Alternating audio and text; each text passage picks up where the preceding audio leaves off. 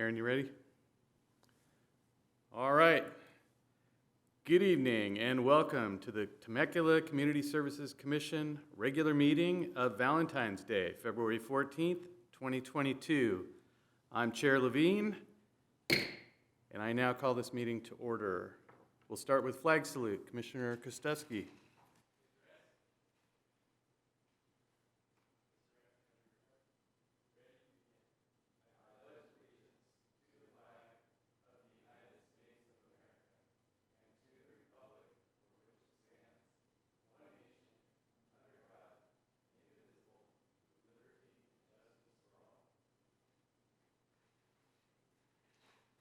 Thanks, Chris.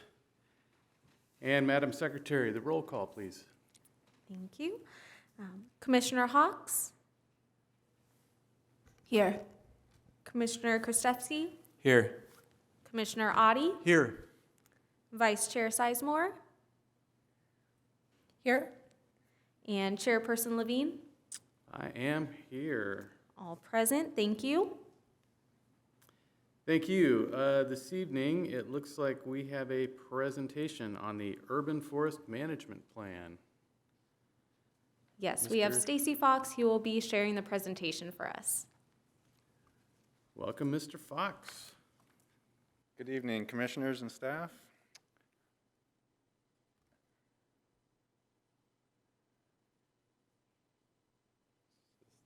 Just one moment. We're connecting the laptop for your presentation.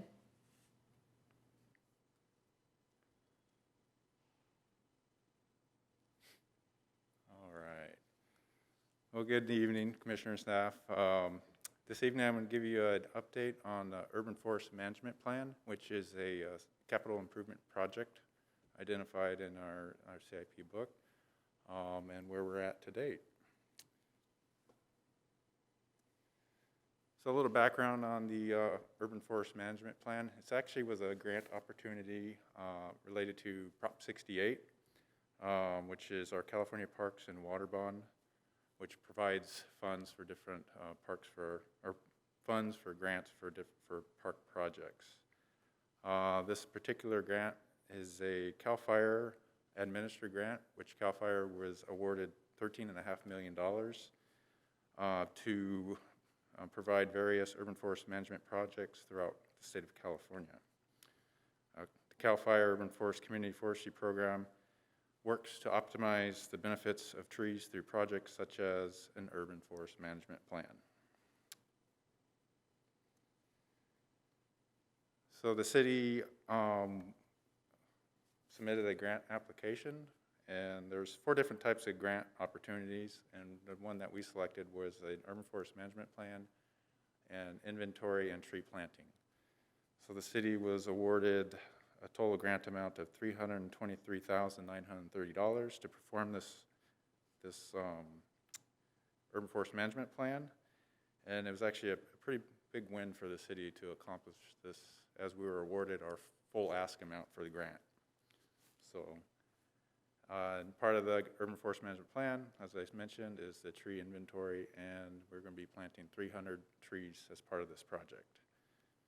The Urban Forest Management Plan was awarded to our consultant, Dudek, which their team is doing, and their expertise and guidance are creating this Urban Forest Management Plan for us.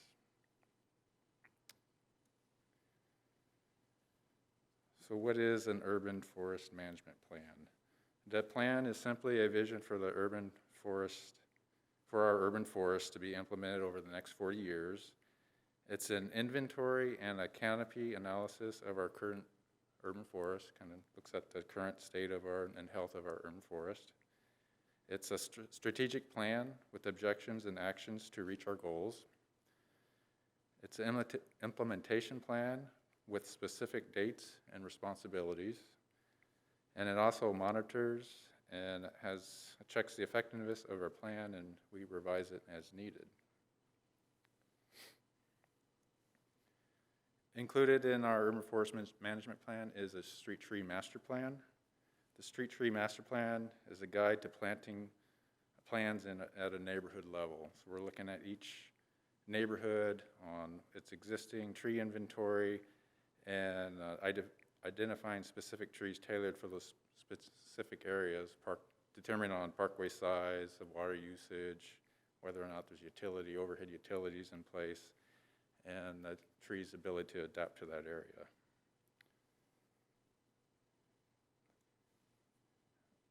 The Urban Forest Management Plan is also to maximize the benefits of trees and the benefits that it provides to our community.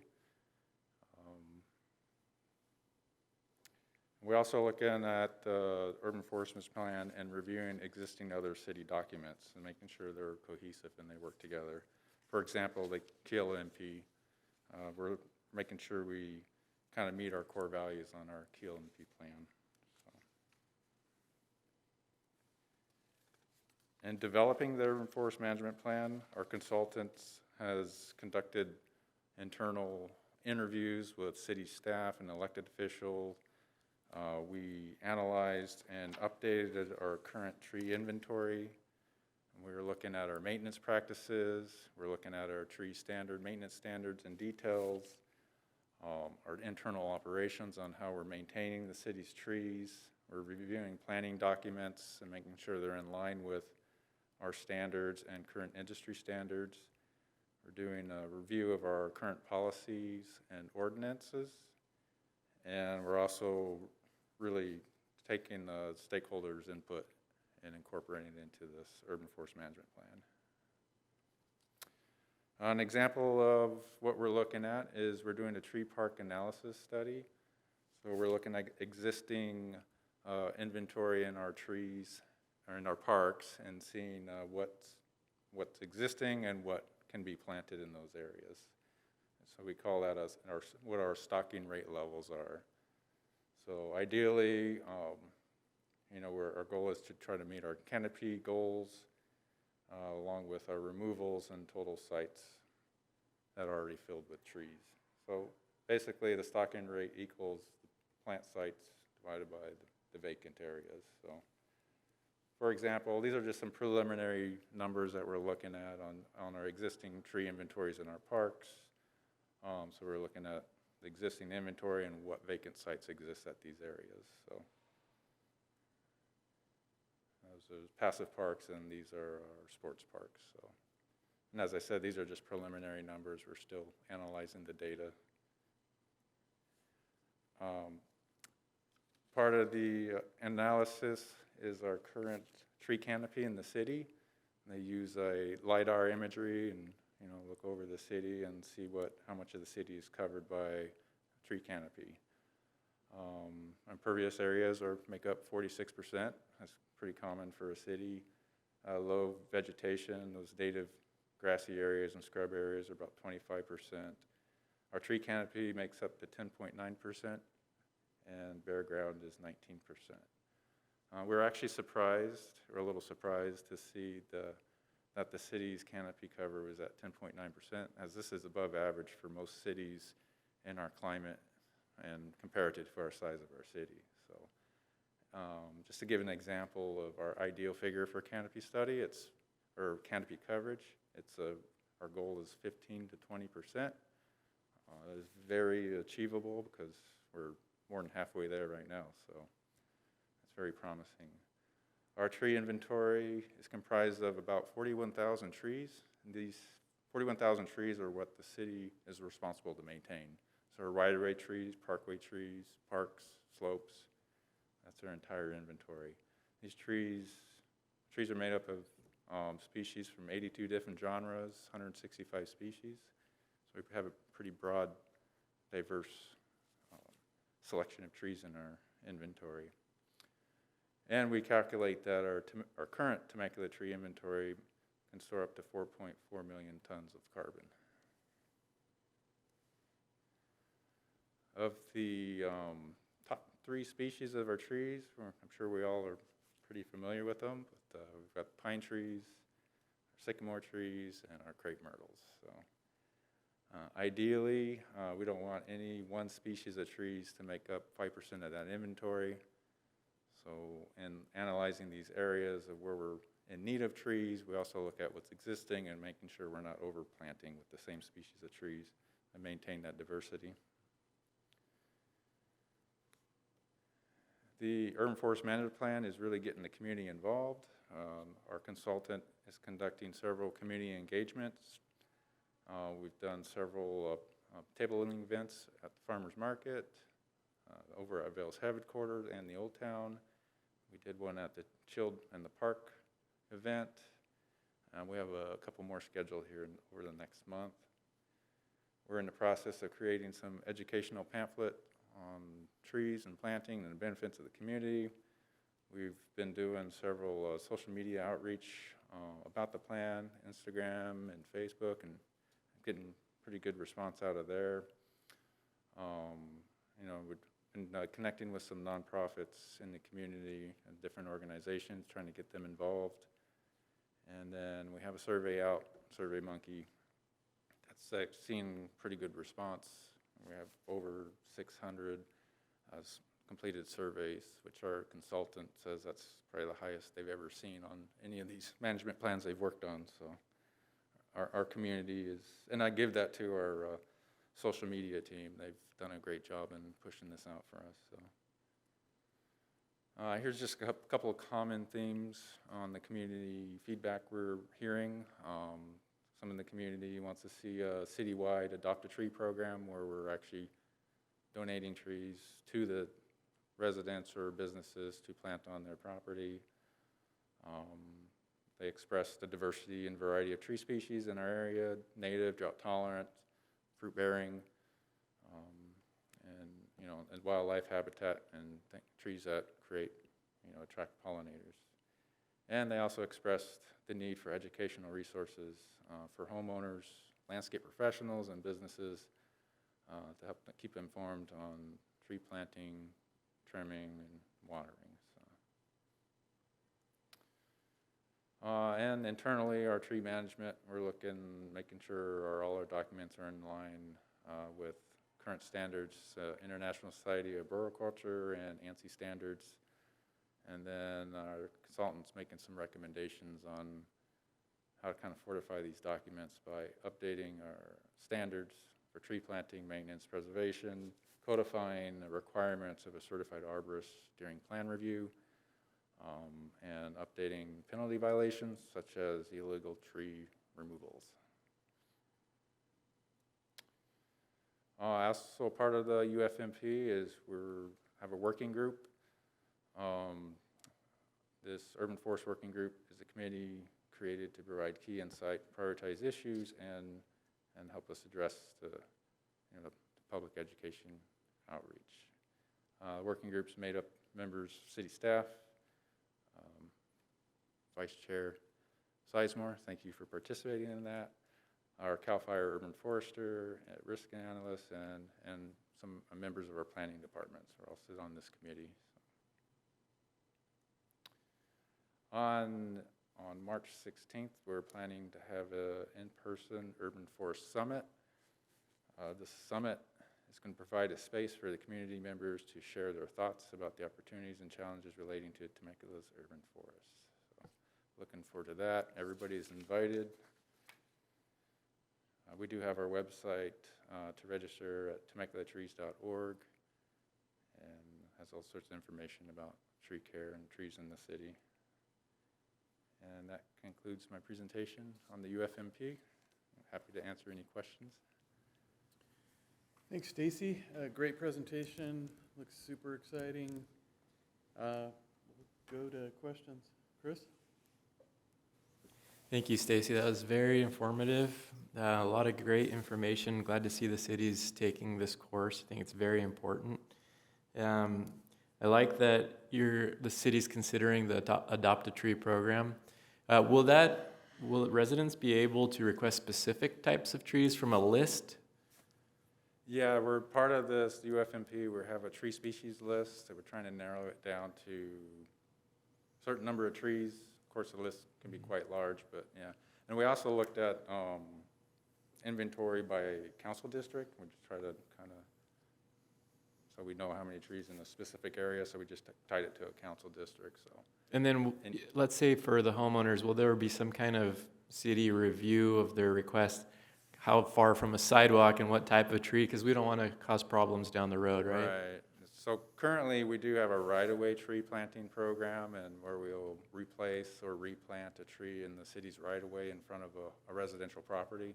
And an inspector will go out and verify the location of where that tree's planted. Because oftentimes, a tree's getting removed that was planted on top of a water meter. And so when we go to replant it, we want to make sure we have adequate space for that tree. Absolutely. I'm replacing a road at my park right now because some giant pine trees, beautiful trees, we had to remove because they tore up the road and they became a tripping hazard. Are natives going to be emphasized or given any kind of priority, do you know? Yes and no. The term native is, we don't have a lot of native species trees in Temecula, so. I was thinking kind of like the coast live oaks, especially. Yeah, we do plant, they're on the list, and it's one of our most frequent, but we're also looking at trees that are adapted to our area, so that are maybe in other arid regions of the world, but they do quite well in California, in our arid climate. So. Great. Well, thank you so much. That's all the questions I had. No problem. Thank you. Great, we'll jump down to Commissioner Hawks. Thank you for the presentation. And I have one question. You have a goal for 15 to 20% covered, and what's the time frame? So it is a 40-year plan, but we do have some checks and balances along the way. So maybe in 4 or 5 years, 10 years out, we do another Canopy study using that LiDAR information, and we kind of see where we're at. If we're reaching our goal, if we're going backwards, between keeping track of our inventory and using that aerial data, we'll be able to kind of see where we're at. So. Thank you. Thanks, Commissioner Adi. Thank you, Stacy. Great report. Appreciate it. I wanted to make a comment about something that Stacy's working on in his division with native model gardens. I think we just had one put in at Winchester Creek Park. Correct. Yes. So, in that vein of planting native trees or trees that have adapted very well, I think there's a focus, in our city of doing that. So that's really encouraging. I wanted to ask a question about, so in areas, we have some areas where we have erosion problems, and oftentimes it's probably just because there aren't roots in the ground. And I'm wondering if that's going to be a consideration. Absolutely, yeah. We find we do a lot of mulching in some of those areas. We recycle our tree trimming material. We keep that within the city, and we spread that material in those bare areas to help retain the soil. And also planting ground cover or trees to help catch the rain and just distribute the water so we're not making erosion until that soil gets established. So. Outstanding. Yeah, I know we have a lot of hills that were overgrazed, and we lost some trees way back when. But right. That's good that that's in kind of in the plan. I also want to make a comment. Outstanding survey, by the way. I know we're doing well, getting a lot of surveys in, but it really left a lot of room for comment and getting a lot of input into that survey. It was very well done. So thank you. Dudek did a good job. And then lastly, comment. Because I see when I walk and ride my bike, I see where a trail could have been or where an infrastructure could have been that we misplaced the planting of a tree. And, just like the roots ruining a road or a sidewalk, how did that happen, So I would just like to say to, publicly to keep an eye on space that we have on our roads that we could use for a trail or walking space, and when we make that placement of where the tree is going to be planted. Right. Just kind of look at it in a different way than we had in the past. Exactly. Okay, thanks, Stacy. Thank you. Thanks, Gary. And Vice Chair? Just want to say thank you for having me on your working group. I really enjoyed our meeting last week. And I would encourage all of our commissioners, if you haven't been to the website, TemeculaTrees.org, there's a lot of good information on there. I really love the map. There's a map and that you can zoom in to your area and see what trees have been inventoried. So, thank you. Welcome. Well, once again, Stacy, great presentation. Chris stole pretty much all of my questions, so Great. I don't have anything new or interesting. Well, actually, I do have a question. Sure. Before the grant, did we have any sort of urban forest management plan? No, I failed to mention that. Yeah, that's kind of why when I came across the grant, and I was kind of reading the different grants they had, and tree planting, and some other things, and when I saw the urban forest management plan, and that's a document the city is missing. So I saw that as an opportunity to help fund and get this document done and completed for us. So. Excellent. Well, thank you. You have another I presentation, think so, I believe. since I'm up here. Yes, Is it we're okay? gonna turn over our presentation real briefly so that Stacy can provide the updates on parks and facilities. Yeah, just a brief Let's do it. update on some additional park and facility projects we've been working at in our parks. We've completed the new splash pad equipment at Nagar Park. As you can see in the photo there, some of the new equipment. So we're looking forward to getting that opened here in spring. And the Margarita Rec Center, we're set to demolition the building this week. The construction will follow immediately after demolition, and that project is going to last about 1 year. So it will impact a portion of the parking lot at Nagar Park for the construction staging, but it will be a long project, but it's going to be a well-needed one. So. Also, the Friendship Park, the flood control channel reconstruction project, we're getting close to getting that wrapped up. Mid-March is the anticipated date for completion.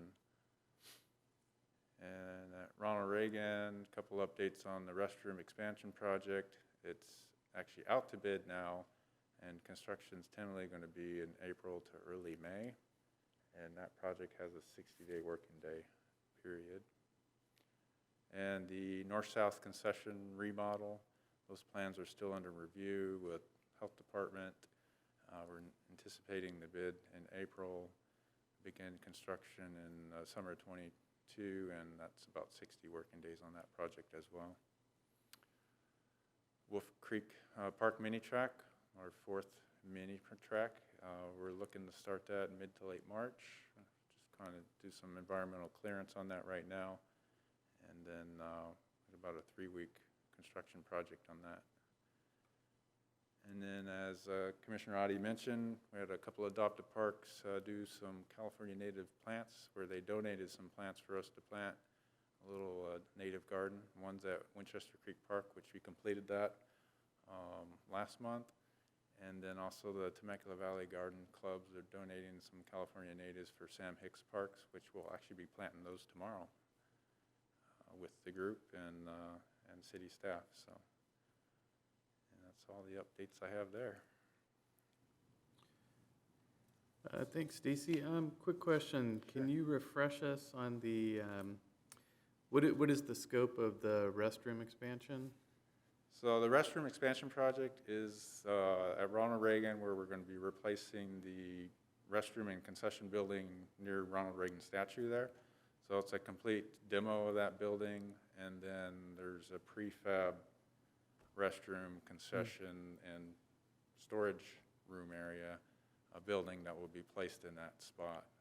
Expanding the restrooms to 8 family-style restrooms, and giving us a fresh new concession. And I'm excited, there's going to be a maintenance area with a roll-up for maintenance equipment, and giving us space for that. So, and then also it fixes some of the ADA issues we have, updating the building, update the ADA parking area. So it's kind of a that whole footprint in that area. So. Yeah. And the building's actually built already, sitting in storage.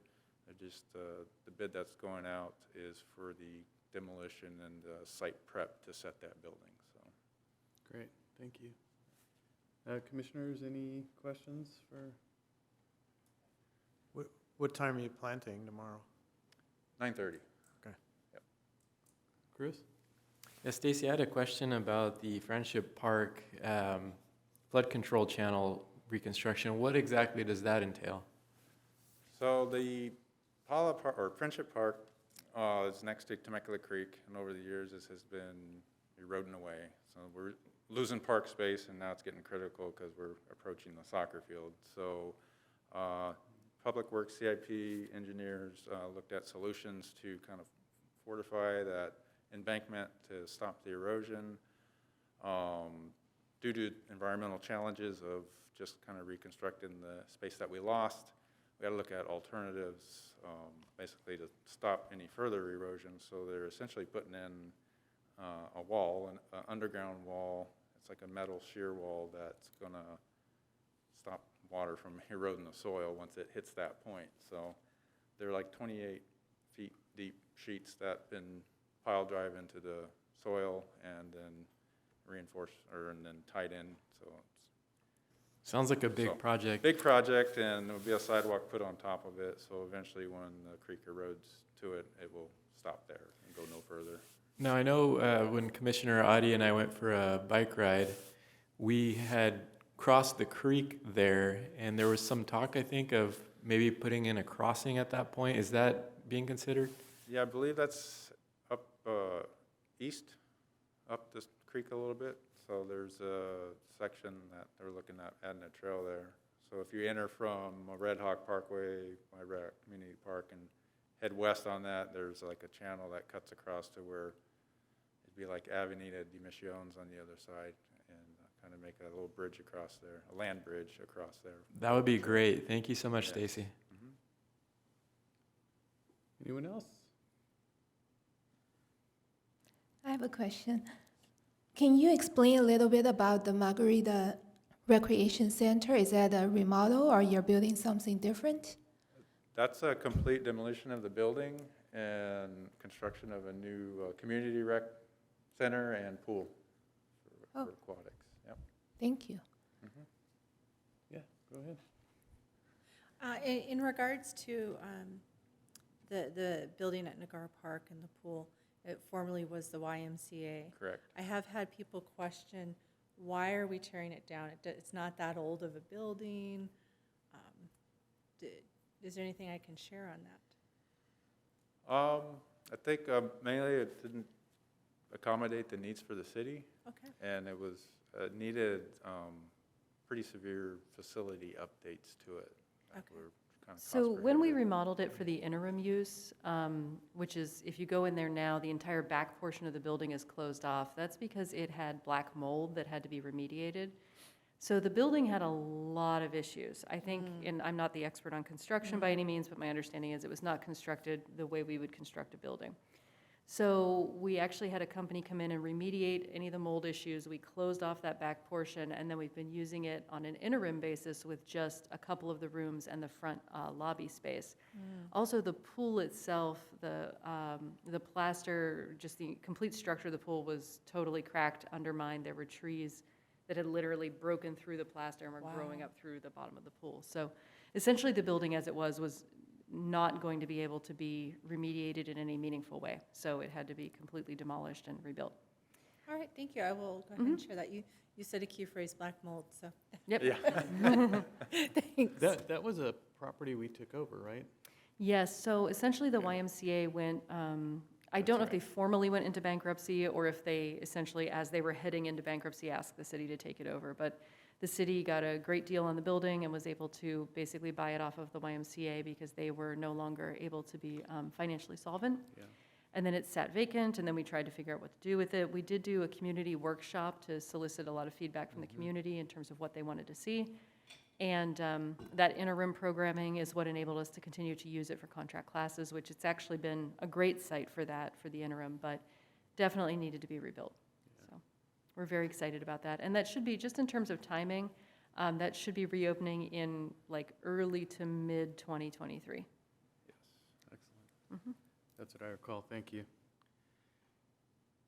All right. You're off the hook, Mr. Fox. Hey, Have a great Thank you. night. Thanks for coming. all right, you're welcome. All right, our next item is public comments. And Madam Secretary, do we have any public comments this evening? No, we do not, Chair.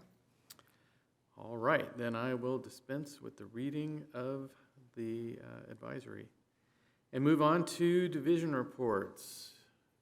Who will go first? Madam Secretary. That will be me. All right. Hello, Commissioners. I will be acting as your Commission Secretary and presenting the first half of our division reports. So, let's dive in with an update from Aquatics. The Aquatics Division is looking for individuals to join their team this summer. The open positions include lifeguards, swim instructors, and senior guards. Last month, the aquatics team held 2 virtual hiring workshops to explain the hiring process. The workshops had a total of 33 participants. In the month of January, aquatics also had over 1,200 participants in lap swim and 78 students in the water exercise and master classes. Speaking of classes, the contract class division reported 510 total participants in the month of January.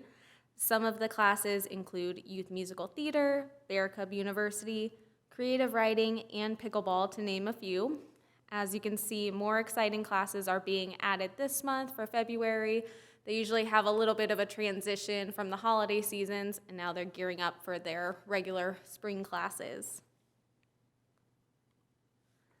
Skating over to the CRC, the skate park hosted their first Scooter Jam event back in December. Shout out to the Neighborhood Drop-In and Scooter Zone for their support. There was another successful Scooter Jam that took place just this past Saturday on February 12th. In the month of January, the Teen Zone had a total of 206 participants. Some of the highlights include cooking waffles and grilled cheeses, playing card games, and practicing calligraphy. Apparently, it looks like they had some sort of toilet paper mummy wrapping contest. They're always getting creative with their activities. The monthly theme boxes also continue to be a hit amongst the teens. On January 20th, participants met at the Teen Zone to enjoy the New Year themed box, which included a polar bear craft and acts of kindness calendar.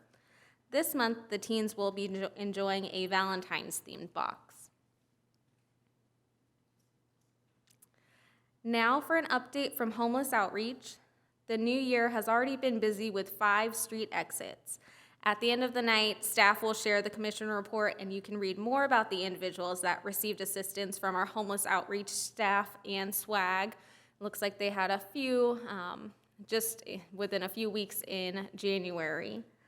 And in addition to the street exits, 9 illegal encampments have been identified and 3 have been removed. For those who are interested, coming up on February 23rd, a homeless point in time count will be taking place. It had to be rescheduled due to the recent surge in COVID. Now for the Inclusive Services team, they celebrated the new year on January 7th with their annual High Hopes New Year dance. 40 participants enjoyed an evening of dinner and dancing. On January 12th, SKIP participants had a blast with a Space Day event on Zoom. The virtual event included story time from space and an at-home gravity experiment led by staff. Youth Advisory Council also met virtually in the month of January. Their meeting consisted of brainstorming project ideas such as park cleanups and learning about homeless outreach. YAC members also created cards to give to our seniors for Valentine's Day. And speaking of seniors, over 850 meals were served during the senior nutrition program in the month of January. This program served an average of 40 seniors per day, Monday through Friday. Additionally, the senior center was a designated warm center and provided relief from the cold to 339 individuals. For those in need of assistance, the AARP Tax Aid Program is available as of last week. The program offers free in-person tax preparation every Friday through April 8th, and reservations are currently full for this program. Turning the page to the library, as you can see, the library had almost 40,000 circulated items. They also had successful in-person programs, including a Chinese New Year celebration, story times, and Name the Zebra contest. They currently have a display to recognize Black History Month. Kicking it over to sports, local youth leagues have started practicing for the 2022 spring season of baseball and softball. Registration for the city's adult basketball league begins today, and the city's adult softball league will start on February 28th. As you can see, there's a total of 8 tournaments this month, which include baseball and softball. And lastly, our park rangers are continuing to patrol before and after school hours. Now that spring sports have begun, our rangers will be opening and locking gates nightly as needed. And we had heard from Stacy Fox on our park and facility updates. So this concludes the first section of our report, and we're available to answer any questions you may have. Thank you. Great, thanks, Tracy. We'll open up questions with Commissioner Hawks. We'll start with you. Thank you, Tracy, for a very clear report. I have a question about the participation in the classes. You talk about there are about 500 participants, and Teen Zone had about 200, and library over 10,000. I'm just wondering, what are these numbers compared to pre-COVID? Are they comparable, or we're getting better participation? I would say we can definitely pull up a report for our contract classes. They have over the past year been adjusting their class sizes, so I think they're starting to get back to their normal maximum, so that we can definitely pull up a report for. I would say the Teen Zone, they are definitely having some restrictions. They've gone through phases throughout the pandemic of limiting and having reservation only. So I would say they're still getting good numbers, and then the library, I feel they've been phenomenal always. I think throughout the pandemic, they were able to accommodate the best they could. So I would say the library has stayed pretty consistent. Director Russo, she could probably provide some feedback on the library. I know she's very involved with that facility. Thank you. The main impact to the library was for the summer reading program. So that normally sees, in the summer, our peak attendance is about 2,000 people a day through the door, largely because of the summer reading program. In the off season, when it's not summer, we see between like 12 and 1,500. But during this past summer, the past 2 summers actually for COVID, that was substantially decreased. But other than that, as Tracy was saying, the library has really adapted well to COVID, and they've provided curbside service and lots of other opportunities, and now they're back to their full children's programming. So it's doing very well. Thank you. Commissioner Oddie. Great job, Tracy, multitasking. Super job. I don't have any questions. It's just great to see that we're kind of really getting, it's springtime now. Hope springs eternal. We're busting out of this thing. So it looks really good. Thank you. Thanks, Gary. Commissioner Krastevsky. Thank you, Tracy. I did have 2 comments and 1 question. So the comments were, I think it's amazing that we started the theme boxes out of the midst of the craziest pandemic in the last century, and they were such a hit that we've continued doing that, and they sell out still. I think that's phenomenal. So good job to the team. Kudos to all of you guys for making that happen and keeping it going. You saw a good thing that came out of it, and you continued with it rather than just dropping it. So I'm super proud of you guys for that.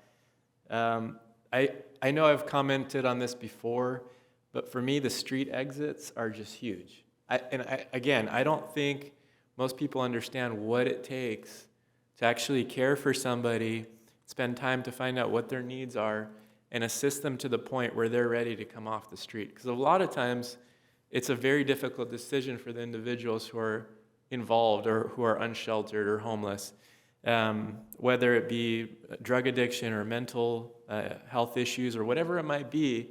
for whatever reason, there's a lot of resistance at times. So just getting 5 already, it's huge. So good job to the team, amazing stuff. And the final thing, perhaps Director Russo, and you might be able to answer this the best, but I heard from the community that some people are frustrated that the library app went offline. Have you heard about this? No, I haven't, but I'm glad you brought that to my attention. I will touch base. So we contract with Riverside County Library Systems for our libraries, so any of their technology comes through the county. So I'll touch base with the manager and find out about that. Yeah, it was actually from my wife, but don't tell her I said that. She said that it was so helpful because we frequent the library so much. The kids, all 3 of them, check out tons of books, and it helped my wife be able to manage what needed to be returned when and what was checked out, and it just disappeared without notice. And the answer she got from the library was, well, you can use the website, but the website is not functional the way the app was. So if you No. could look into that, that'd be very helpful. I will. I was thinking I have the app actually on my phone, so I will check it. But Okay. yeah, the library app did have a lot more functionality in terms of being able to reserve books, put holds, pay fines, track when things were due back, Exactly, so. and she got a fine and was not happy about it. So, thank Oh, you. that's interesting, because they should be waiving renewal fines at this point. And they may have done that, but I just know that it was a shock to her because she Sure. was using the app all the time. So Great, that's excellent feedback, and I will find out about that. perfect. Thank you Thank so you. much. Great plug for the app, too. All right, Vice Chair. All right, I'm trying to open the were app and it's checking. just spinning because I have the virtual library card on here and I don't know where the real one is. And I don't want to pay $1. So can we get the app working again? Yeah, so questions I had. Great report, Tracy.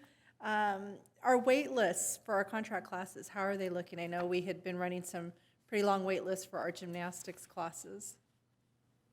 Off the top of my head, I'm not sure how the gymnastics wait list is looking, but I can definitely look into that. I know that's always, even pre-COVID, that's always been one of our more popular classes, and just with the limited number of instructors trying to provide that one-on-one attention, so I can definitely look into it for you and report back. All right, thank you. Second question, the sports ranch. Are we already having reservations on the field? Do we already have teams moving in there for practice and games? So we're going to be moving our adult softball league in there because that is managed by the city. In terms of our rental organizations and our youth leagues, we need to bring a fee schedule before council, and that needs to be passed by resolution. So that's scheduled to go before council on March 8th. We've already taken it to the Parks, Recreation, and Community Services Subcommittee, and they approved it. So as long as council approves that resolution on the 8th, then we'll more or less immediately start booking that out for our youth leagues and our rental groups. As you're all probably aware, the demand far exceeds our inventory for field space. Also, just as a note, those fields will be available, just like at our other parks, as first come, first serve during the day for the most part. And then rentals will generally begin in the evenings, and then on Saturdays, Sundays, I believe, will remain first come, first serve. We're also going to be turning the lights on at the basketball courts, so people will be able to come out and enjoy the basketball courts, which are not reserved. That's just open play. And the lights there will be on until, I believe, 10 o'clock. Okay, thank you, Director Russo. Mhm. Last question, the point-in-time survey for our homeless population. Who is conducting that? Who is participating in doing that? So the point-in-time count is run by the county, and it's very, very structured. They provide us with exactly the outreach forms, the questions we ask, what we can't ask, how the methodology is conducted. And the reason why they do that, and the reason why it's called a point in time, is because it's just one day, once a year, and the idea is to give you kind of an apples-to-apples comparison for each city year to year, but then also city to city, because they know that everybody's using the same methodology. Okay. So what we do for that is Mike and his team, as well as our homeless outreach deputies, go out with SWAG, which is our contracted outreach provider. And on that date, they start at 5 a.m. and they just go out to where they know there are encampments and anywhere else they think they should be doing outreach. And they attempt to make contact with as many people as possible and do the soft count. The pit count is generally not as accurate as what we would call our census, which is once a year we try to go out with our contractors and really, really just dive into where we know people are and make connections and follow down rabbit holes. But because the methodology as prescribed by the county is a little more restrictive, it's just a one-time count. If you catch them that day, great. If you don't, they don't get counted. If the weather was bad and people weren't out, they don't get counted. You know, there's a million reasons why on the pit count. Sometimes, if for some segments of the unsheltered population, if they know what date the pit count is, they will deliberately attempt to not be available to be counted just because of the concern about, you know, outreach, sometimes law enforcement efforts. As you all know, it's a super complex issue, and there's a lot of reasons why people might not want to be on the radar, if that makes sense. Yes, thank you. Mhm. And lastly, I just wanted to share with my fellow commissioners, in December, I attended the High Hopes dance for Christmas, and that was certainly a blast. If you ever have a chance to go and check that out, I'd highly recommend it, as well as perhaps meeting up with, I had Yvette take me around and give me a whole tour of the Mary Phillips Senior Center, and it just blows me away the amount of programs that facility is running, not just for our senior community, but for our youth, for families. It's just, it was really heartwarming to see all of the work that they're doing. Thank you. I'm so glad to hear that. And just as a comment, I can't remember if it was on the senior center slide or not, but the senior center is going to be getting some much needed renovation as well this year. So it's going to be dark from roughly July through November ? Those dates they've slid several times already, so I don't want to overcommit on those dates. But right now, that's what it's looking like. And during that time, Yvette's going to be relocating her operations and all of her programs and services over to the Temecula Community Center on Pujol Street.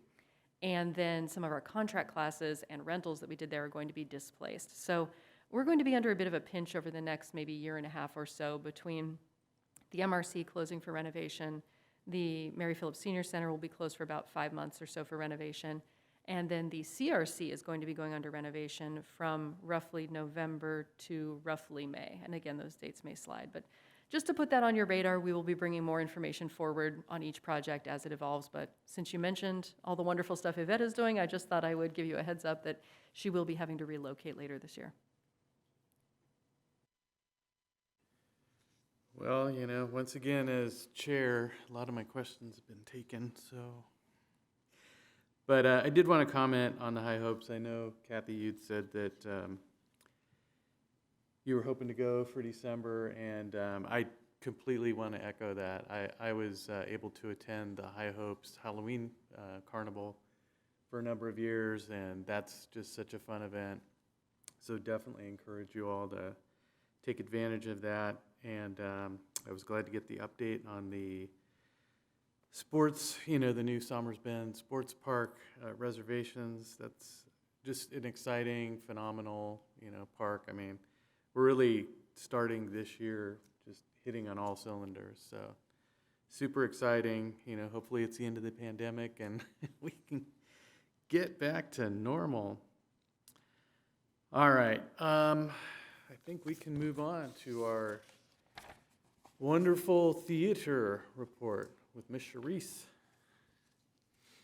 Good evening, Commissioners, and I have so much more than the theater to talk about. We'll jump in with the art and culture. In January, the gallery at the Merck reception featured Kim de los Reyes with abstract landscape, music by Michael, art gallery showcases at the gallery at the Merck and Ronald H. Roberts Temecula Public Library and the Civic Center Gallery. Community outreach. We had a total January impact of 3,163.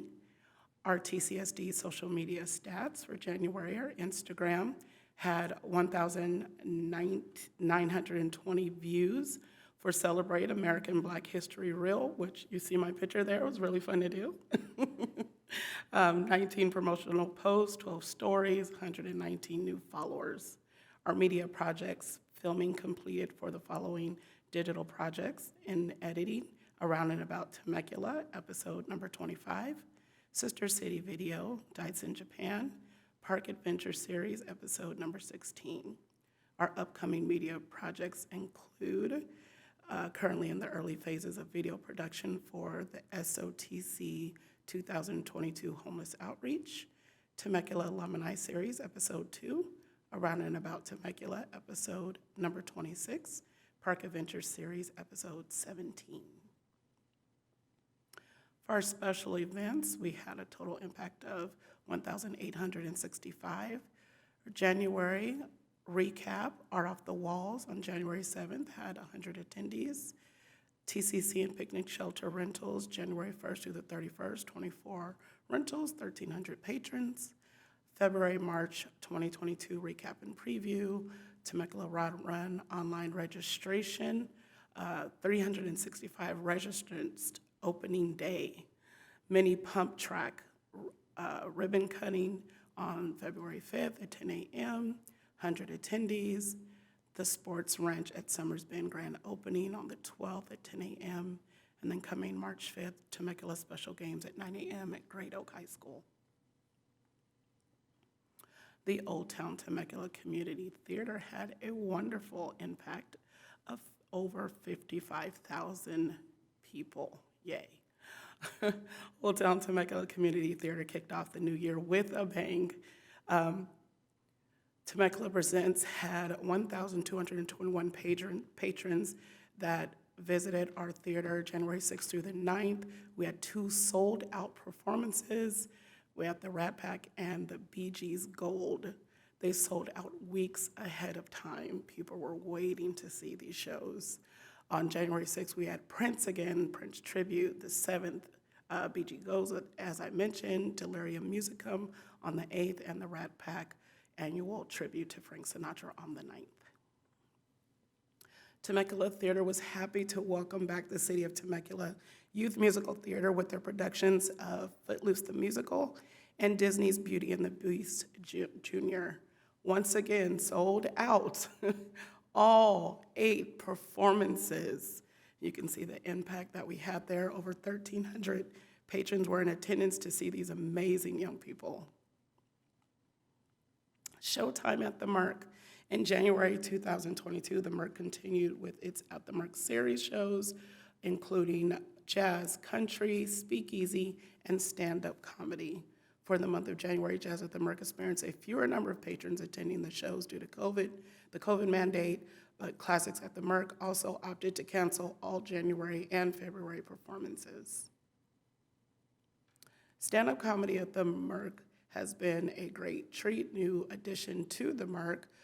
They continue to sell out shows. The show for January featured Scott Wood, who's been appeared on ABC, Fox, America's Got Talent, really funny guy. Country Live at the Merc, January 15th, continued their streak with the sold-out performance featuring award-winning singer Allison Bailey.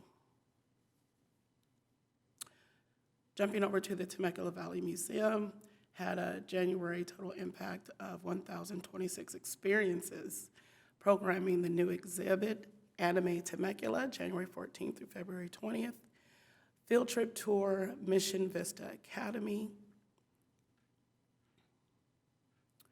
January through February, student art mural project honors Dr. Martin Luther King Jr., commemorating the March on Washington for Jobs and Freedom, created by A.J. Peterson. California State Assembly's Certificate Appreciation presented by Corey Uden on behalf of California State Assembly member Marie Waldron. Upcoming in February and March, celebrating American Black History, the Hipley Ballerinas at the Temecula Theater will be this Saturday at 8 p.m. It is sold out. First time in history for our celebration, second time in history for our dance programs. The student art mural will be up January through February 2022. Virtual programming links are also posted online. New exhibit, Art of Rug Hooking, February 25th through April 3rd. Free gallery reception, Temecula Creates, Friday, March 4th at 5 p.m.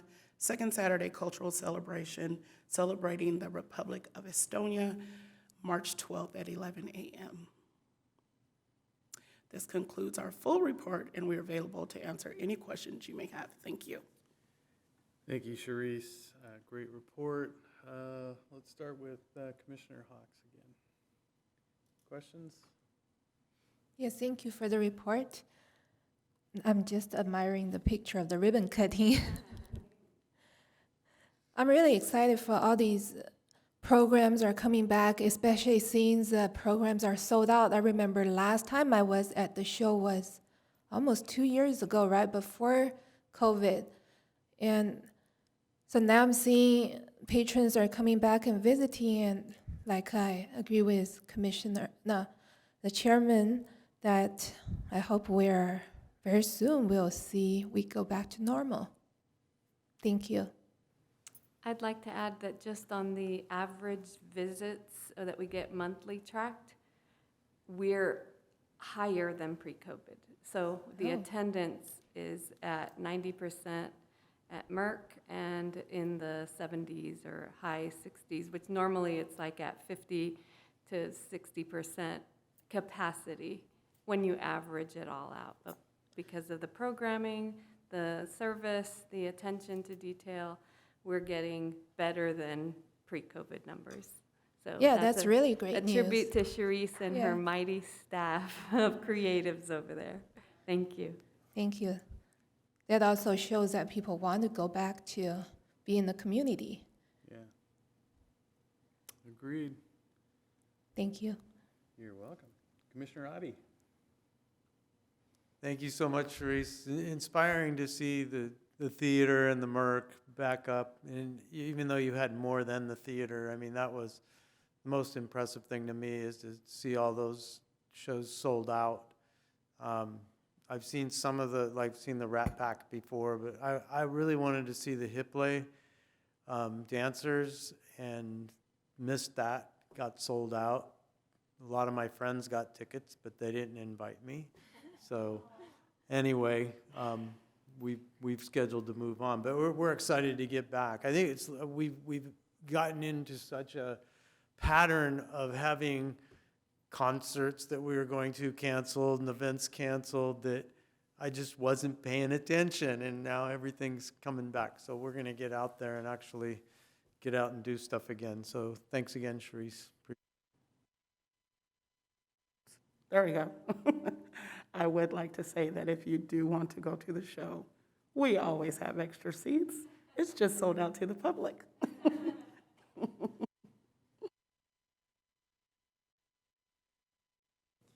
Thank you, Sharice, for the great report. Exactly what Commissioner Adi said. It's amazing to see all these shows sold out. It's really a testament to all the hard work from CSD and your group, and it's just amazing to see. I guess that's all I have to say. It's really cool to see, and continue doing what you guys are doing. Thank you. Thanks, Chris. And Vice Chair. Thank you, Chair. You know, Gary, I think you probably missed out on buying tickets for the same reason I did. Everything was getting shut down in January or canceled, so I kept like going, I'm not going to go and spend my time buying tickets when they're just going to cancel it. So, yeah, but probably got stuck in that same thing. I was going to ask Bea, thank you for telling us what how the attendance compared to pre-COVID. That's amazing, and I think a lot of it has to do with the variety of programs you are bringing in there. You know, it's not just classical music, but you have classical music, you have rock, you have musical theater. There's just such a variety of programming that you're putting in at the theater. I love it, and it's such a wonderful amenity for all of our residents and our visitors to our city to have there. It's great seeing sold out on so many of your slides. Would it be possible to go back to the slide with the student mural? All right. I just wanted to share with my fellow commissioners, the artist AJ and this mural, has anyone been able to see the mural down there? You have to go and view it. How old do you think that artist is? 12. She is 12 years old. And when you look at that mural, I'm blown away. I can't even imagine where she is going to be in a few more years as an artist. her painting there of Dr. Martin Luther King is just very realistic. Sometimes we've seen with our student artists, the proportions of the hands to the head might be a little wonky because it's hard, painting on a big mural. And she just nailed it. She just nailed it. And I am just so blown away with the quality of artists that we have coming out of our community. And I'm so thankful that our city's giving these young artists a place to display their artwork. Some kids, when you're an artist, that's how you speak. That's how you share what you feel about what's going on in the world. And I'm so glad that they have that opportunity. And they're also getting some real life experience creating a mural. Who knows where they're going to take this into the future. So I just wanted to share that. Compliments to the city of Temecula, and I believe that goes to Tony for Marco, the students that he is recruiting to do these murals. It's just an amazing asset. I'd love to see more of this around our city. More art installations would be fun. Thank you. Chair, if I could add that, thank you for bringing that up. I wanted to mention that Kaya and Landon were her assistants, and a lovely story that AJ's mother shared was over the holidays when it was crazy time and they had to finish, AJ called in her best friends, her two best friends, her same age. They helped her finish, so they banded together, teamwork. When an artist is feeling overwhelmed and I'm not going to finish and I'm not going to make the deadline, it's their support system, the parents, the friends, the family.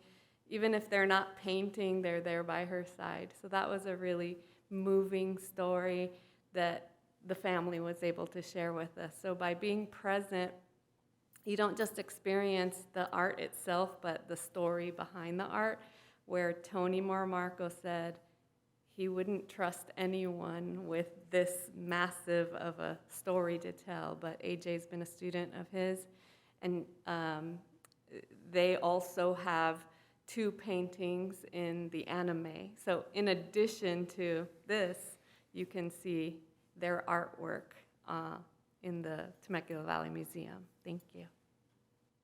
Well, it's just beautiful, and thank you, Vice Chair, for calling it out. It's amazing work by AJ, and to bring it in for a landing with Kaya and Landon. And then just to hear, that story. I mean, these are those stories that don't get told about the things that happen, in the city. And I appreciate you sharing that with us, Beth.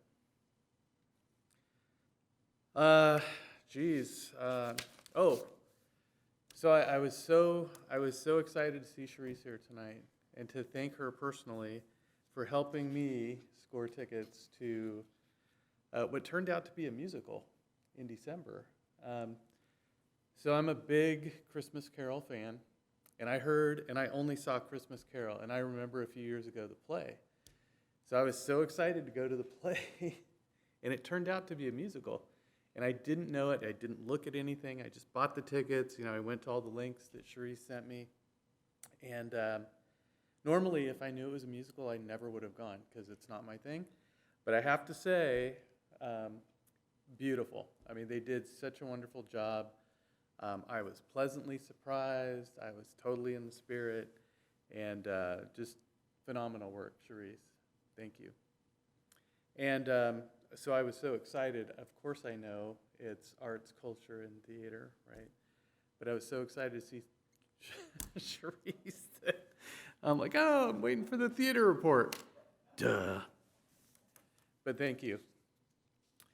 All right. I think that concludes our division reports. We can move on to our consent calendar. And I will go ahead and read our disclaimer here.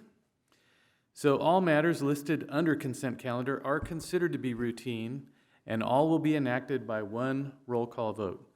There will be no discussion of these items unless members of the commission request specific items be removed from the consent calendar for separate action.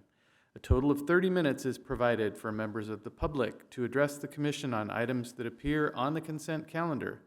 Each speaker is limited to 3 minutes. Public comments may be made in person at the meeting by submitting a speaker card to the commission secretary, down here at the end, or by submitting an email to be read aloud into the record at the meeting. Email comments must be submitted to Community Services Commission at temeculaca.gov. Speaker cards for in-person comments will be called in the order received by the commission secretary, and then, if time remains, email comments will be read.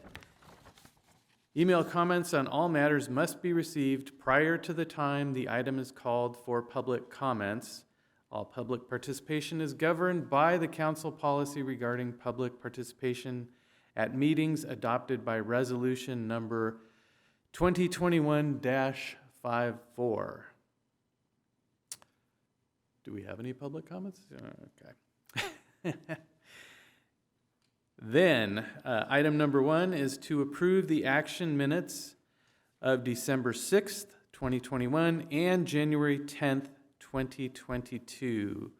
I think we'll do this as 2 separate items because we need 2 separate votes because we had 2 separate attendance records. So, on 1A, I will call it, approving the action minutes of December. Do we have a motion to approve? Motion. And a second? Second. And a vote. Okay, so we have a motion from Commissioner Krzyzewski and a second from Commissioner Audi. I will take a roll call vote and kindly ask Commissioner Hawks to abstain from voting from this one.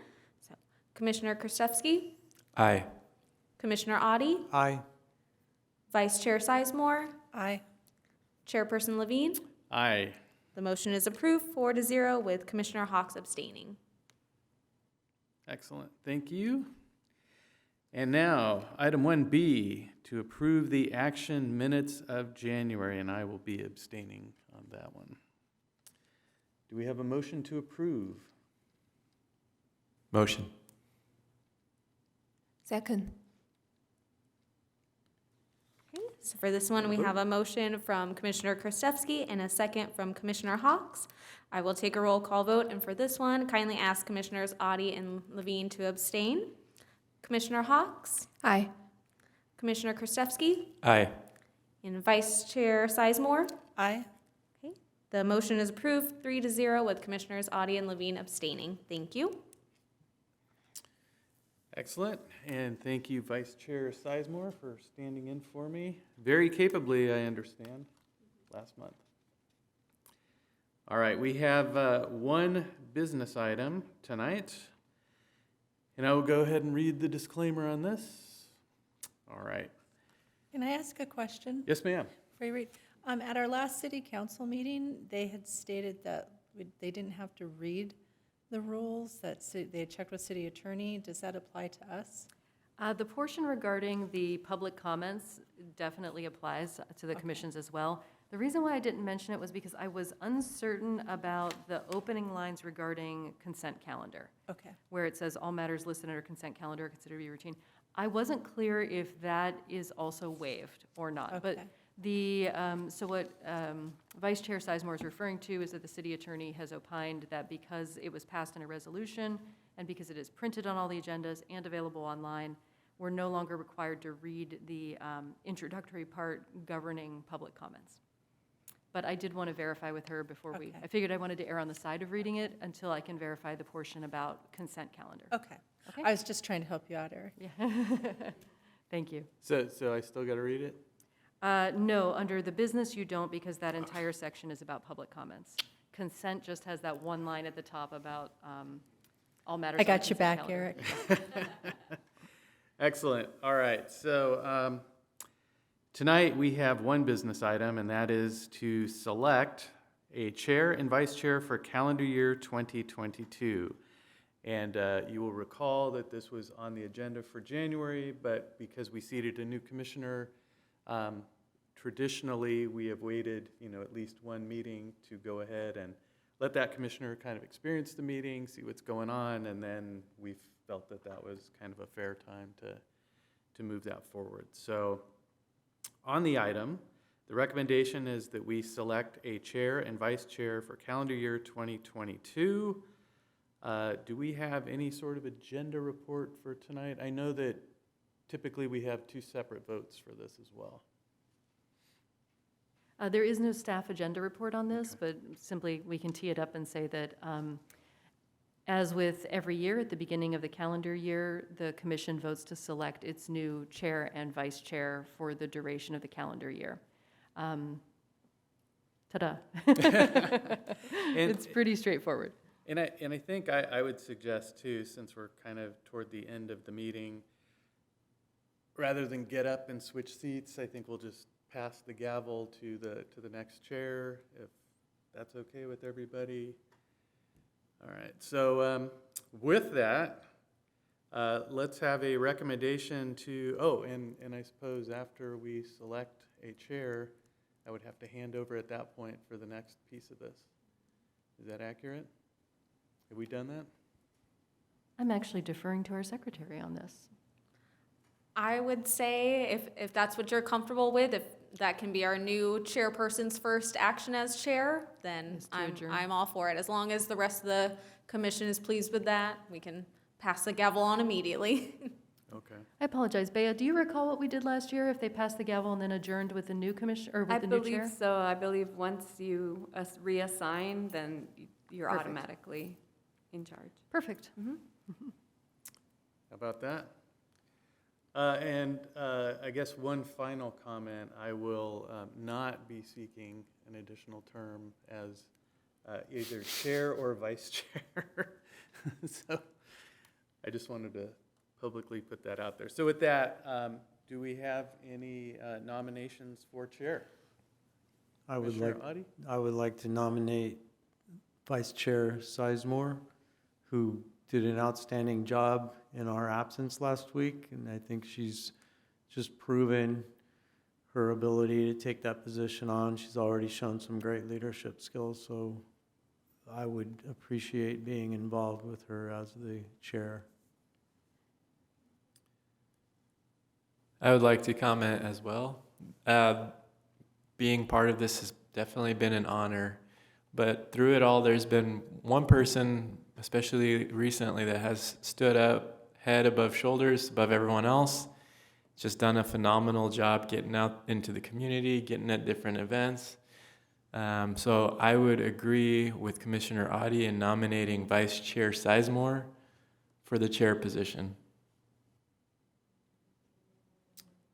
All right. Do we have any additional comments, feedback on this particular item? We do not? All right, let's move it forward for a motion. For a motion, how about a vote? Apparently I've forgotten how to do this over the last couple of years. Okay, would we like to take a roll call vote? Okay. So, I will go down. So we have a recommendation to have our current Vice Chair Sizemore as our new chair for the calendar year. So I will take a roll call vote. Commissioner Hawks? Aye. Commissioner Krzyzewski? Aye. Commissioner Adi? Aye. Vice Chair Sizemore? Aye. And Chairperson Levine? An enthusiastic aye. Thank you, everyone. I appreciate your vote of confidence in me. Thank you. Well, and one last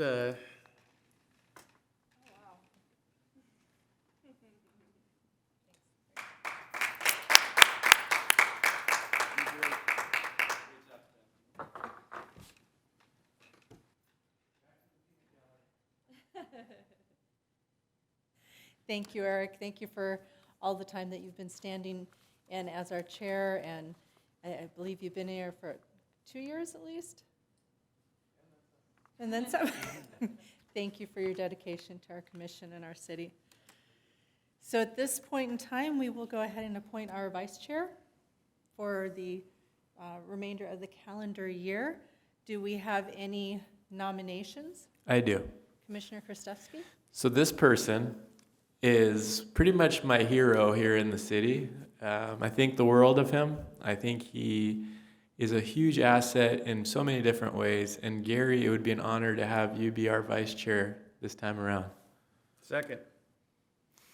All right, so we have a motion and a second. Do we have an acceptance, Gary? Are you okay with that? I'm okay with that nomination, yes. All right. Well, let's So- vote him in. Madam Secretary, can we go ahead and have a roll call vote on that? Yes, so I will go down for our nomination for Commissioner Adi as our vice chair. We'll take a roll call vote. Commissioner Hawks? Aye. Commissioner Krzyzewski? Aye. Commissioner Adi? Aye. Commissioner Levine? Aye. And Chairperson Sizemore? Aye. All right, it is approved 5-0 for our new vice chair, Adi. Also enthusiastically recommended. I neglected to say that. But Gary, you have emerged as a hero for me as well.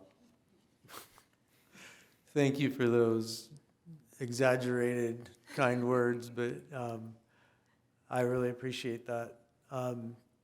Eric, thank you for all you've done, and just thank the commission. And I know Commissioner Hawks, you're new, and I didn't get a chance to welcome you formally last meeting, but welcome. Thank you. And it's just my honor to be a part of this commission and this part of this division that is just so outstanding and inspiring. And special thanks to Eric and Commission and Chair Sizemore for your efforts chairing and vice chairing this committee.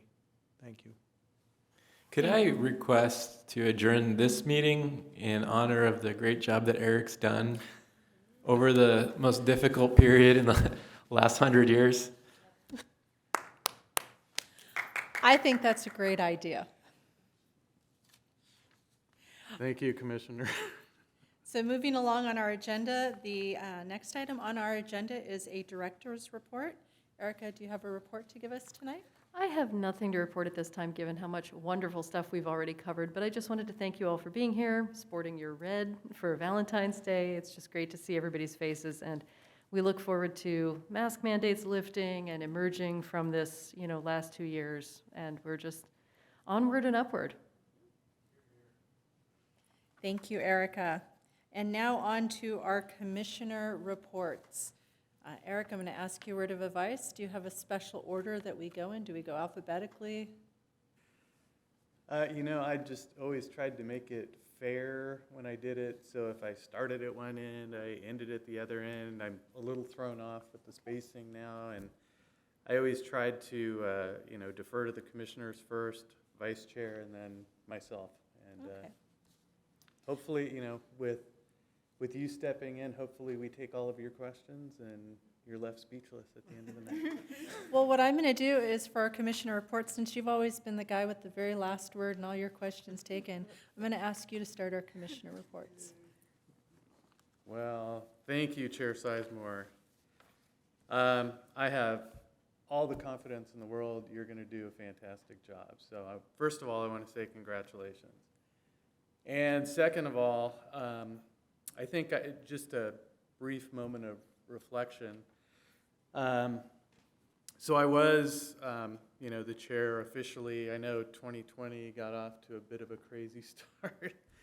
And then I think I finally, became official in like March or April. But I was also able to, with previous chair Willis, sit in and chair a few meetings. So I kind of feel like I've been doing this for a long time. But I must say it's been my absolute pleasure to be part of this commission, to serve as chair, to serve as vice chair before that. The work that, we say this every month, but honestly it can't be said often enough. This team, now led by Director Russo, very well deserved. I was pulling for you, and congratulations again, publicly. Thank you. This team, Sharice, Tracy, Bea, Aaron in the back, just a small part of everything that the city does. So the fact that I get to come out, sometimes be participating in community events and plays and parades and park openings and 9/11. I mean, it's just an absolute pleasure for me, and I just want to say thank you. That concludes my report. Thank you, Commissioner Levine. It's been amazing working with you this past year. Thank you for being such an outstanding role model for me. You've left some big shoes to step into. I hope I can step into them well. Thank you. Alrighty, and now for our next commissioner report, I'm going to call on Commissioner Hawks. Do you have anything to share with us tonight? Yeah, I'm excited to jump on this team. Last month, I had a little taste of it with missing of our two commissioners, but today I see the full team and I see the camaraderie, I see the teamwork there. So I'm very excited to be part of a team, and I'm ready to serve with all of you. So I really appreciate this opportunity. And on a second note, with all the park opening, the ribbon cutting, it's just exciting to see the city continue to offer these opportunities for our community to come out. It's no reason to sit at home, really. We have all the nice weather and these great facilities for families to enjoy. And I do witness, I went out to the pump track 3 times last week, including last night. I want to give a report. I did it, but I didn't. But I saw families, even with little kids, 3, 4 years old, they were riding it on their scooters, on their bikes. It's just so, I'm so glad to see that, just a family spending time together and building bond, and that's what community is. So I look forward to many more opportunities to go out to the community and see how our families are enjoying the programs. Thank you, Commissioner Hawks. Commissioner Krastowski? Yeah, thank you again, Eric, for your service. Commissioner Hawks, like I said last time, we're very excited to have you as part of the family. Chair Sizemore, I'm sure you'll do a great job, and I don't doubt at all that you'll be fantastic in that position. I just had a couple things to say. I got to enjoy the park opening, or the pump track opening at Long Canyon Creek Park. It was fantastic being there and participating in that, riding the pump track with my son, just building those memories with the community, and just seeing the community come out and enjoy that amenity was really warming to my heart. You know, it was interesting because a couple days later, I took my youngest to his first baseball practice at James Day Middle School right across the street, and the pump track was packed. So it was awesome to see that. And it's not a surprise. When I drive by Ronald Reagan, that one's always packed. So also the sports ranch at Somers Bend, it was an honor being there for that, and just being able to share that with my family, and just think that this is one of the 4 big sports parks in our community, and we were there for that event. It's just an amazing experience. I did have a question for you, Director Russo, about the skating rink at Ronald Reagan. Is there any update about that? In terms of the incident or in terms of the CIP? No, in terms of any kind of remediation to fix Yes. it, yeah. Yes, actually. So just as a side note, we had a couple of collision incidents there. Well, one was a slip and fall, one was a collision. So that was my first question. But yes, 2 CIPs are going forward relating to that area with the mid-year budget on the 22nd. They'll be going to council. One is recommending $750,000 to remediate the hockey rink. And as you know, the skate community and the cycling community have been very involved in kind of recommending different improvements. So there's also going to be a $1 million CIP recommendation to remediate the skate park. Now, just to set expectations, that will take a while.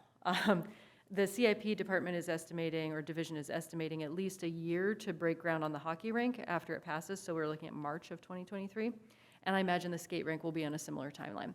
So it's a longer-term project, but it's super exciting, and it would involve completely renovating the existing skate park, doing a lot of community outreach. I know Spawn Ranch has come up a lot, reaching out to them, and just really trying to make it what it should be. Thank you so much. That is really pleasing to hear. You know, that's one of the things, the community came out. The one time I saw the the chairs filled here, and the CSD listened, the city listened, and we came up with a solution, and it's going to get done. Thank you so much for heading that up, and really exciting to hear. That concludes my report. Thank you. No, thank you. And I'd just like to say thank you for the commission, to the commission for always supporting the community and, you know, really encouraging us to look at sometimes altering an existing plan in response to community feedback. That feedback was just really impressive. And I think the most impressive thing from my seat was that NDI, Neighborhood Drop-In, which is kind of the skateboarding group, as you know, came out to support the hockey rink advocates, because originally we anticipated there was going to be more of like a turf battle between the two groups, because they're kind of competing over, you know, existing space, and sometimes some of the hockey players have said they don't like kind of some of the influences of the skaters. So we anticipated those two groups were going to be at loggerheads, and instead they really came out and supported each other, which was just wonderful to see. So we're super excited. I think the community is just going to be really, really ecstatic about this, but it's going to be at least a year before we even break ground, and probably 2 before we have a finished product and a ribbon cutting. Fantastic. Thank you. Thank you. If I could just add on that, Erica, thank you. I'm really excited to see the whole skate park getting renovated. What you said about the two groups supporting one another, I remember going out to the skate park and meeting Stacy and James out there, and I talked with a couple of skateboarders, because I'm like, what's wrong with our park? And started to talk about the hockey rink, and I'm like, well, what if the hockey rink got demolished and there was a skate thing up there? They were like, absolutely not. Don't take their hockey rink away from them. I'm like, but you guys would have a better place to skate. And they're like, no. I loved seeing that. I love seeing that. Two groups that, you know, you would have thought would be butting heads were supporting each other. And like, that's Temecula. So, next report from Vice Chair Adi. In respect to my Valentine date, who is waiting, I am not going to make any comments tonight. Well, thanks, Gary. Put the pressure on me now. All righty, I guess I better talk quick. First of all, I wanted to thank everybody for your confidence in me as chair. I'm looking forward to serving you guys and serving our city and our department in this role. So thank you. I appreciate that. I did want to share with you a couple of things I've done in the city this past month. On Martin Luther King Jr. Day, I was able to join our city staff, our city council, and some fellow commissioners for a day of service. And we went and we picked up trash in Old Town and did some painting. I think it was really a great way to give back to our community in honor of Dr. King on that day. And I'd love to see that expanded in the future, maybe to pull our residents into getting involved with that. I did want to share with you that the Blue Ribbon Committee, I've been representing the commission on the Blue Ribbon Committee, and we did meet in January. We met virtually. We discussed the following core values. We discussed having a sustainable city, and we also discussed transportation and mobility. I believe, Gary, you were there at that meeting representing like Temecula Valley. We had a good discussion. I think a lot of things were said about transportation, active transportation, and I think we'll have some really positive results from those conversations in our QLMP looking to 2040. We will be meeting next week for the Blue Ribbon Committee, and we will be discussing a safe and prepared community and an accountable and responsive city government. In March, we are going to be discussing, the city is looking to add a new equity core value to our city's core value in our QLMP. And I wanted to recommend, the Ready Commission met last week to discuss this, and they had some really good dialogue and some thoughts and some kind of rough drafts for what they think would be good for that equity core value to look like. And so I just wanted to, suggest if you guys were interested to go ahead and watch that commission meeting. It's available on the city's YouTube channel. To our community services director, Erica, question for you. I had a resident asked me, they said they were out at the Ronald Reagan Sports Park, and they saw like a brand-new tree and like like a gravestone. They called it a gravestone. And I said, well, that's kind of odd. I go, I wonder if that's our Remembrance Tree program. Yes, and I'll actually turn this over to Secretary, who in her other role, one of her many other roles, is also working with Stacy Fox on our Remembrance Tree program. Yes, so originally, before I took over the kind of rebranding, we had a Memorial Grove at Ronald Reagan Sports Park, but to revamp that program and also as part of the urban forest management plan is to embrace our Remembrance Tree program. So it allows not only Temecula residents, but anyone kind of in the community to either purchase a tree to honor a loved one, so they can purchase a tree and a paver. There's other options to adopt an existing tree and purchase a paver for that, or just to kind of donate to the program. So the specific one you're referring to is for a former city employee for his son who had passed away. So that's one tree that we've planted so far at Ronald Reagan Sports Park. We had, just this past fall, we had another tree that was planted at Harveston Lake Park and the Duck Pond for a loved one, and we have applications right now that are going. We have 4 so far that are going to be planted. Our deadline for the spring planting is March 15th, so if you see a new tree with a paver, then this would be part of our Remembrance Tree program. So it's just kind of, like Stacy was mentioning, to encourage more trees and also a nice way to memorialize a loved one. Thank you, Tracy. I appreciate that explanation, and I will pass that along that we are not doing burials in Ronald Reagan Sports Park, that they are remembrance trees. Yes, I did get asked that. We have actually gotten that question on a couple of occasions. Really? Really. But the memorial tree or the Remembrance Tree program is just, it's a lovely way for people to honor a loved one. So. Definitely. Thank you for that explanation. And I just wanted to close my report with just a compliment for all the things that our community services does. I had a friend recently comment on a post on Facebook where I shared some of the stuff we were doing, and they're a military family, and they lived in Temecula, and I think they were here for around 8 years, and no, maybe more like 10, and then they moved in 2012, and her comment was they've since lived in Utah, they're now in Texas, and prior to Temecula they had been back in the Midwest, and she had said she's never come to another city that has had the offerings for community service classes and activities and events as they did in Temecula, and she really missed it. So I think that's a compliment. So thank you for all you guys are doing. So this is on me now. I don't get to turn it over to Eric. So I think we've completed our meeting, and it's going to be time for adjourning. And by Commissioner Kristevsky's wonderful suggestion, it feels weird adjourning in your memory, Eric. In gratitude. Thank you. Thank you, Pam.